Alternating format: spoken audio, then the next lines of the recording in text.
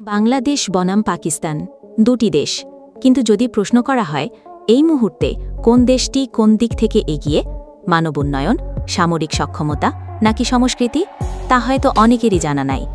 আজ আমরা কিছু গুরুত্বপূর্ণ তথ্যের ভিত্তিতে এই দুটি দেশের একটি নিরপেক্ষ তুলনামূলক আলোচনা করব। চলুন শুরু করা যাক। প্রথমে অর্থনীতি নিয়ে আলোচনা করা যাক। অর্থনীতির গতিপথ একটি দেশের ভবিষ্যতের সবচেয়ে বড় নির্দেশক।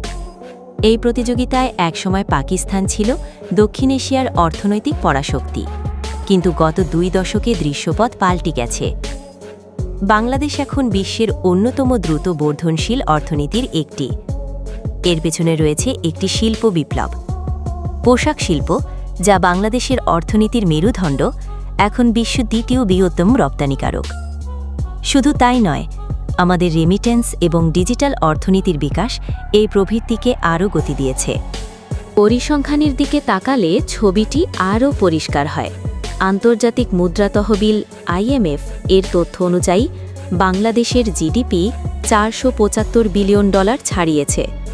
অন্যদিকে পাকিস্তানের জিডিপি প্রায় $350 বিলিয়ন। আয়ের দিক থেকে দেখলে পার্থক্যটা আরও স্পষ্ট। বাংলাদেশের মাথাপিছু জিডিপি পার ক্যাপিটা $2680। একই সময় পাকিস্তানের মাথাপিছু জিডিপি প্রায় $1580। অর্থনৈতিক প্রবৃদ্ধির এই ভিন্ন গতিপথই বলে দেয় কোন দেশ তার ভবিষ্যৎকে আরও সুদৃঢ় করছে।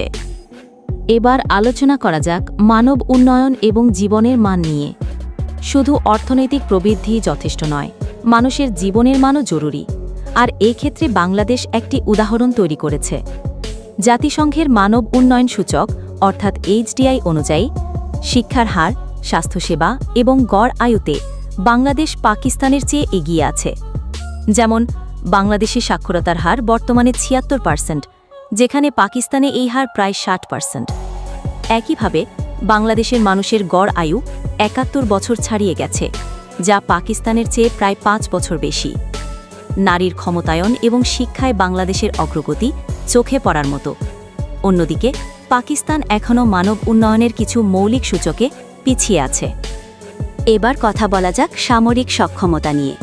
সামরিক সক্ষমতার দিক থেকে পাকিস্তান একটি দীর্ঘ ইতিহাসের অধিকারী। পাকিস্তান সেনাবাহিনী বিশ্বের অন্যতম শক্তিশালী এবং অভিজ্ঞ সেনাবাহিনী। তাদের কাছে পরমাণু শক্তি রয়েছে এবং সামরিক গবেষণায় তারা বেশ এগিয়ে। সামরিক খাতে তাদের বাজেটও বেশ বড়। অন্যদিকে বাংলাদেশের সামরিক বাহিনী মূলত দেশের সার্বভৌমত্ব রক্ষা এবং আন্তর্জাতিক শান্তিরক্ষা মিশনে গুরুত্বপূর্ণ ভূমিকা পালন করে। যদিও তাদের সামরিক বাজেট তুলনামূলকভাবে কম, তবুও বাহিনীর পেশাদারিত্ব এবং আধুনিকীকরণ প্রক্রিয়া চলমান রয়েছে। তাহলে শেষ পর্যন্ত কোন দেশটি এগিয়ে? যদি আমরা অর্থনৈতিক স্থিতিশীলতা, সামাজিক উন্নয়ন এবং জনগণের জীবনের মানের দিকে তাকাই, তবে বাংলাদেশ স্পষ্টতই এগিয়ে আছে। রাজনৈতিক স্থিতিশীলতা এবং সঠিক অর্থনৈতিক নীতির কারণে তারা একটি শক্তিশালী অবস্থানে পৌঁছেছে। অন্যদিকে পাকিস্তান তার সামরিক ঐতিহ্য ও সংস্কৃতি ধরে রেখেছে, যা তাদের আঞ্চলিক অবস্থানে গুরুত্বপূর্ণ ভূমিকা পালন করে। তবে কিছু অভ্যন্তরীণ চ্যালেঞ্জ তাদের প্রবৃদ্ধিকে বাধাগ্রস্ত করছে। তবে মনে রাখবেন, ভালো দেশের সংখ্যা এক একজনের কাছে এক এক রকম। আপনার কাছে কোন দেশটি কোন দিক থেকে ভালো মনে হয়, কমেন্ট বক্সে আপনার মতামত জানাতে ভুলবেন না। ভিডিও ভালো লাগলে ভিডিওতে একটি লাইক দিবেন আর কমেন্ট করে আপনার মন্তব্য অবশ্যই জানাবেন, এবং এই রকম ভিডিও পেতে আমাদের চ্যানেলটি সাবস্ক্রাইব করে রাখবেন। সবাই ভালো থাকবেন, সুস্থ থাকবেন। আল্লাহ হাফেজ।